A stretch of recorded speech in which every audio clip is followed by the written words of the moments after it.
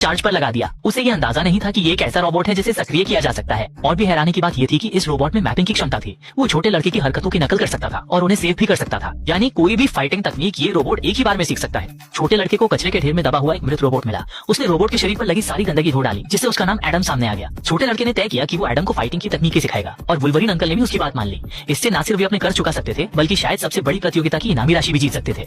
दिन में छोटा लड़का कंप्यूटर की मदद से एडम को तरह तरह की फाइटिंग तकनीकें सिखाता और रात में वो एडम को दौड़ाता ताकि उसकी बैलेंसिंग बेहतर हो सके। वो एडम को कंट्रोल करके उसे उठाता है और अचानक उसे महसूस होता है कि जैसे एडम में भी जान आ गई हो। धीरे धीरे दोनों के बीच का रिश्ता भी गहरा होता गया। लंबी ट्रेनिंग के बाद वुल्वरीन अंकल उन्हें लेकर फाइटिंग अरीना में असली मुकाबले के लिए पहुंचे। एडम का मुकाबला था आयरन हेड हैमर किंग से। इस तरह की फाइटिंग में इनाम के साथ साथ जान का भी खतरा होता है। देखा गया कि आयरन हेड हैमर किंग आते ही सबसे पहले एडम के पैर की उंगलियों पर पैर रखता है, फिर अपने 90 किलो के भारी हथौड़े से लगातार एडम के सिर पर वार करता है। छोटा लड़का घबरा जाता है और जो तकनीक उसने प्रैक्टिस की थी सब भूल जाता है। हालांकि हर एक बार सीधे एडम के कमजोर हिस्से पर पड़ता है, लेकिन अच्छा है कि एडम अलॉय से बना है, इसलिए वो इन हमलों को झेल सकता है। आयरन हेड हैमर किंग ने अपने बाजुओं से एडम के सिर को जोर से जकड़ लिया, फिर ताकत इकट्ठा करने लगा।